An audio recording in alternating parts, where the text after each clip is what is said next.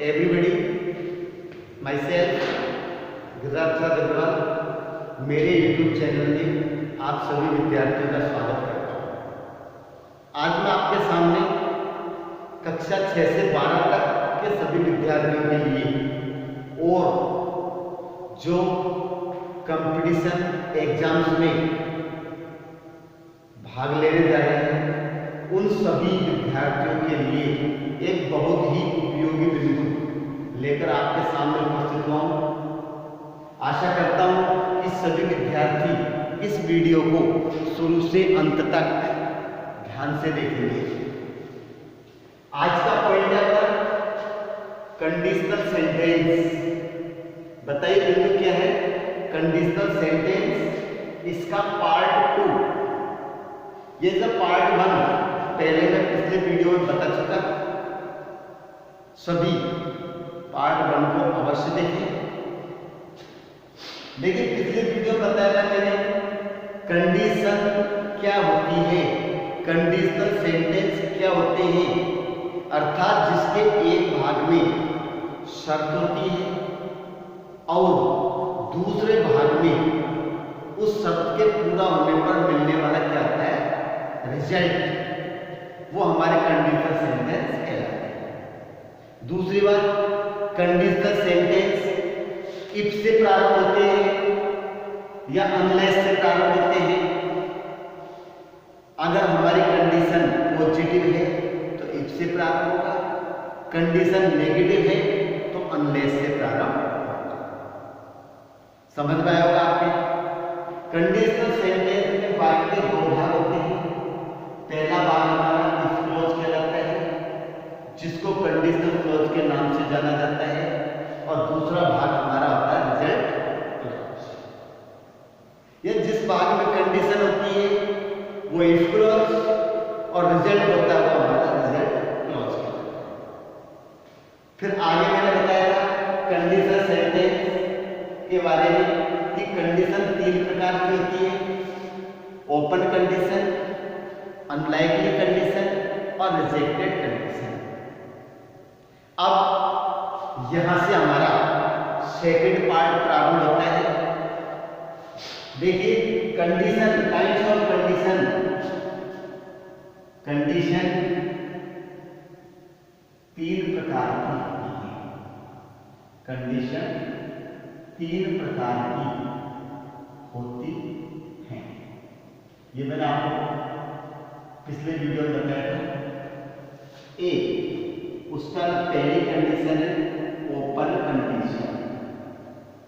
Open condition जिसे हम, दूसरा नाम इसका होता है प्रोबेबल। क्या होता है? प्रोबेबल। Second unlikely.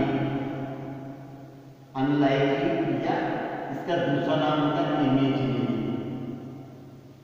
अनलाइकली या इमेजिनरी कंडीशन, जिसको कहते हैं इम्प्रोबेबल। इम्प्रोबेबल। तीसरी कंडीशन होती है जिसका नाम होता है रिजेक्टेड कंडीशन। इसका दूसरा नाम है हमारा इम्पॉसिबल। इम्पॉसिबल। तो आपके समझ में होगा इन तीनों कंडीशंस के बारे में कि आखिर में क्या है। पहली ओपन कंडीशन जिसका प्रोबेबल, इसका हिंदी अर्थ होता है संभाव्य। संभाव्य इसका होता है एक संभाव्य, और तीसरा होता है असंभव। असंभव यानी कि ओपन कंडीशन में क्या होता है, जो शर्त दी रहती है उसके पूर्ण होने का चांस होता है यदि सामने वाला व्यक्ति शर्त को पूरा कर सकता है और उसका जो रिजल्ट जो दिया है वो उसको मिल सकता है। अनलाइकली कंडीशन इमेज है अनलाइकली, इमेजिनरी, इसका असंभाव, इसका वो शर्त पूरी हो भी सकती है और नहीं भी हो सकती।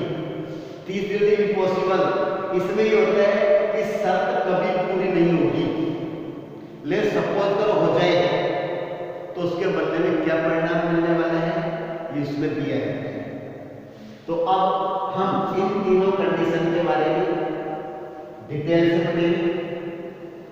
आप इनको साथ में ओपन कंडीशन, अनलाइकली कंडीशन और रिजेक्टेड कंडीशन। सबसे पहले कैसे पहचाने इसको? अर्थ करने पर तो तीनों का सेम होता है। इन तीनों कंडीशन में जो डिफरेंस है वो केवल फॉर्म ऑफ वर्ब का है, केवल क्रिया की फॉर्म का अंतर है। उस फॉर्म के आधार पर ही हम कंडीशन को पहचानते हैं। तो देखिए सबसे पहली कंडीशन हमारी आती है ओपन कंडीशन। यह वह कंडीशन होती है, वह कंडीशन होती है जिसके इफ क्लॉज में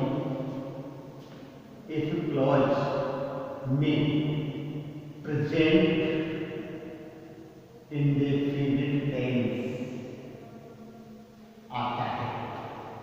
इफ क्लॉज में प्रेजेंट इंडेफिनिट टेंस आता है और रिजल्ट क्लॉज में फ्यूचर इंडेफिनिट टेंस आता है, फ्यूचर इंडेफिनिट टेंस आता है। हम जानते हैं प्रेजेंट इंडेफिनिट और फ्यूचर इंडेफिनिट दोनों ही टेंसों में क्रिया की फर्स्ट फॉर्म आती है। इसमें विल और सेल के साथ आती है, इसमें डायरेक्ट फर्स्ट फॉर्म आती है। अर्थात वह कंडीशन जिसके इफ क्लॉज में B1 या B1 प्लस एस तथा रिजल्ट क्लॉज में विल सेल प्लस B1 दिया हो, विल सेल में B1 दिया हो, ओपन कंडीशन कहलाती है, ओपन कंडीशन कहलाती है। आगे समझिए, इफ क्लॉज में B1 या B1 प्लस एस और रिजल्ट क्लॉज में विल सेल प्लस B1 का यूजम स्ट्रक्चर बनेगा। इफ B1 या B1 plus s comma will sell plus, ये हमारी होती है ओपन कंडीशन। दूसरी कंडीशन देखेंगे अनलाइकली या इमेजिनरी कंडीशन। इसमें क्या होता है? अनलाइकली इमेजिनरी कंडीशन में क्या होता है? ओपन से अनलाइक बनती है, तो हमारी ओपन कंडीशन है, इसी से ही हम अनलाइकली इमेजिनरी कंडीशन बनाते हैं। यहां पर देखेंगे क्रिया की फर्स्ट फॉर्म है, यहां पर क्रिया की सेकंड फॉर्म आएगी। अगर सेकंड फॉर्म है तो वो क्या हो जाएगी? हमारी अनलाइकली कंडीशन। वह कंडीशन लिखिए, वह कंडीशन जिसके इफ क्लॉज में पास्ट इंडेफिनिट टेंस कोष्टक में V2 फॉर्म क्या बताइए? V2 form. वह कंडीशन जिसके इफ क्लॉज में पास्ट डिफरेंट टेंस यानी B2 फॉर्म का यूज करते हैं तथा रिजल्ट क्लॉज में would should plus B1 form का यूज करते हैं। तो would should plus B1 form का यूज करते हैं अनलाइकली कंडीशन कहलाती है। अनलाइकली कंडीशन कहलाती है। तो वे कंडीशन जिसके क्लॉज में पास्ट इंडेफिनिट टेंस यानी सेकंड फॉर्म, इस क्लॉज में आपको क्या मिलेगा B2 फॉर्म, और रिजल्ट क्लॉज में वुड शुड प्लस B1 मिलेगा, वो हमारी अनलाइकली कंडीशन। देखिए स्ट्रक्चर बनेगा एक B2 comma would should plus B1, ये हमारी होगी अनलाइकली कंडीशन। बताइए आपके जो कुछ समझ में आ रहा है या नहीं, इसको उतार लें। अब इसके बाद थर्ड नंबर पर कंडीशन आती है, वो है हमारी अनलाइकली के बाद रिजेक्टेड। देखिए तीसरी कंडीशन को लिखने जा रहा हूं, रिजेक्टेड कंडीशन। इसी स्ट्रक्चर के आधार पर हम इसका अंतर करेंगे। देखिए किस प्रकार से अंतर करेंगे। A number 3 rejected condition. Rejected condition इसमें क्या होता है, वही क्रिया के फॉर्म का अंतर आता है। लिखो वह कंडीशन जिसके इफ क्लॉज में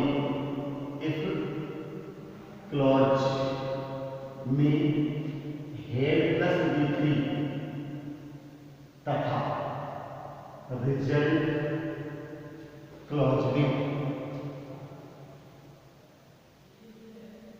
वुड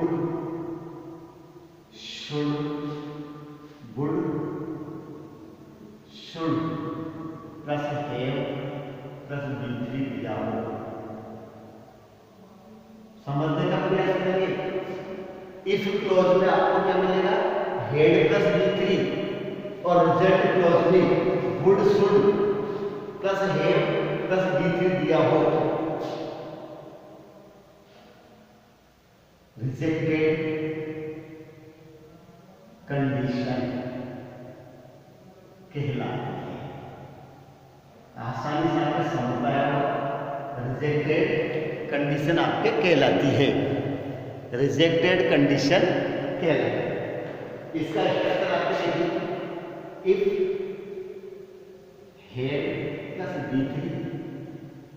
प्लस B3 कॉमा, फिर आपको वुड शुड में से लेना है, फिर हैव,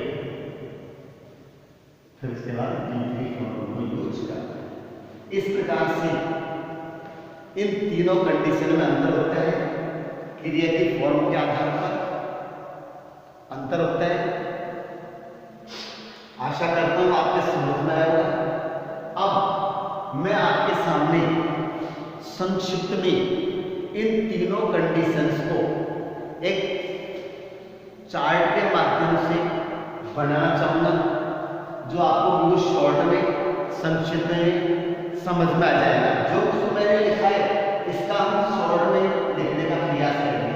आपने उतार लिया, अब मैं आगे बढ़ रहा हूं, इसे मैं मिटा दूं। देखिए कंडीशन को किस प्रकार से अंतर होता है, डिफरेंस मालूम करने के लिए आप सबसे पहले सीरियल नंबर, कंडीशन का नाम आएगा, ये आपका इफ क्लॉज, और दूसरा आपका होता है रिजल्ट क्लॉज। अब हम यहां पर इस तरीके से कॉलम बनाएंगे। आपको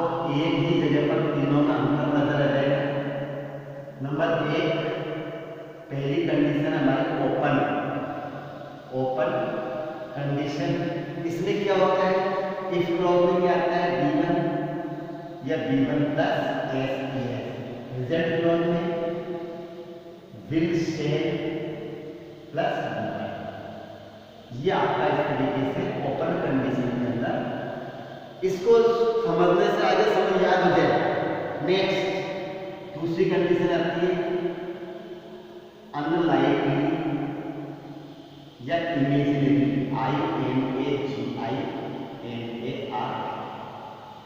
इसमें इस क्लॉज में B2 आता है, इसमें विल का वुड, शेल का should, would should plus B1। ये इमेजिनरी कंडीशन में होता है। तीसरा रिजेक्टेड कंडीशन का आपके क्या होता है देखिए, हेड प्लस B3 और would should plus have plus B3। यहाँ पर हम इसका यूज करते हैं। इस प्रकार से ये तीनों कंडीशंस में आपको अंतर स्पष्ट समझ में आया होगा।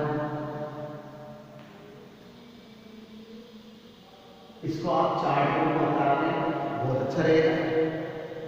देखिए अब तीनों फॉर्म, तीनों कंडीशन आपके एक ही जगह पर है, आप तीनों में कंपैरिजन कर सकते हैं और क्रिया के फॉर्म के आधार पर हम इसका डिफरेंस भी ज्ञात कर सकते हैं। ओपन कंडीशन में क्या होता है, प्रेजेंट इंडेफिनिट टेंस, अनलाइकली में इसमें पास्ट इंडेफिनिट, रिजेक्टेड के क्लॉज में पास्ट परफेक्ट, यानी फर्स्ट फॉर्म, सेकंड फॉर्म और थर्ड फॉर्म। फर्स्ट फॉर्म के साथ फर्स्ट, B2 के साथ सेकंड होगी, will be, would, shall be, should. यहाँ पर थर्ड के साथ थर्ड। इस प्रकार से अंतर आपको स्पष्ट हो जाएगा। अब एग्जाम्पल लेते हैं।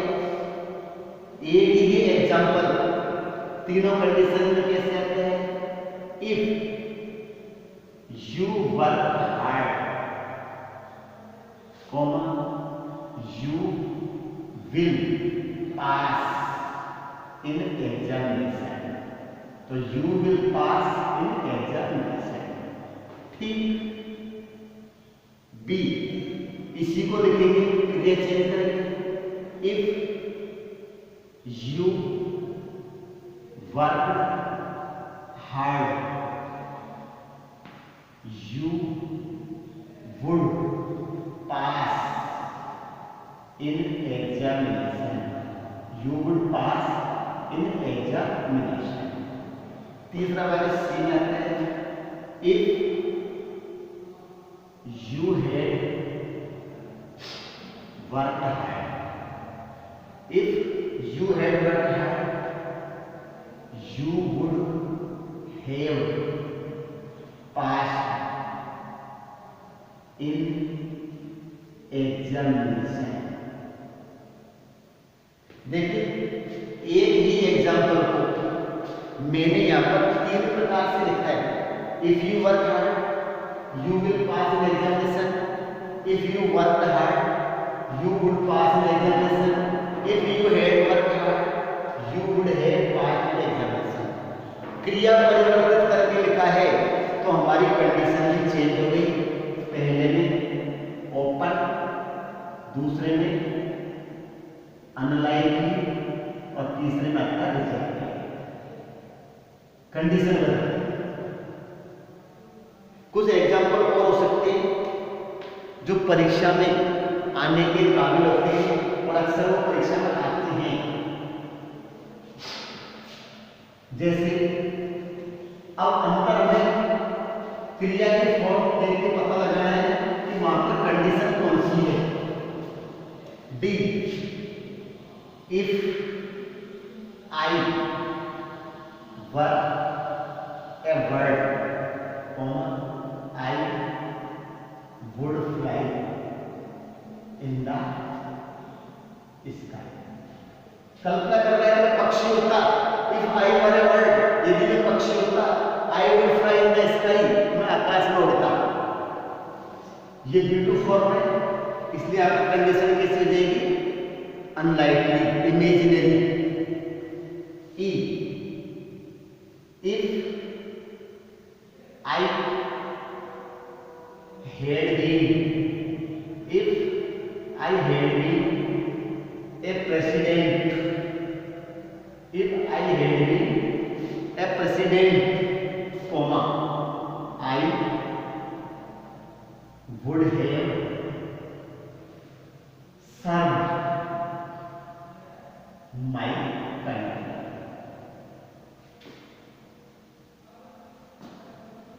If you have, I would have served my country, COUNTR, head तो दिख रही है, इसलिए यहाँ पर क्या हो गया, रिजेक्टेड कंडीशन। तो जिस प्रकार से क्रिया आती है उसी के अनुसार ही कंडीशन अप्लाई होती है। हमें इसको समझने का प्रयास करेंगे और याद करना, यहाँ पर आके कंडीशनल सेंटेंस का बिंदु कंप्लीट होता है। यह केवल न केवल कक्षा 6 से 12 तक बल्कि बड़ी बड़ी कंपटीशन एग्जाम्स में भी यह बिंदु करेक्ट फॉर्म ऑफ वर्ब के रूप में आपके आता है। इसलिए सबसे रिक्वेस्ट है इसको पढ़े, समझे और याद करें। जिन भैयाओं ने मेरे चैनल को सब्सक्राइब नहीं किया है प्लीज जरूर से जरूर सब्सक्राइब करें, और कोई लिंक आपके पास आता है आप अपने इस लिंक को भी मिलने वालों में अधिक से अधिक शेयर करें। वीडियो पसंद आए तो लाइक करें। धन्यवाद।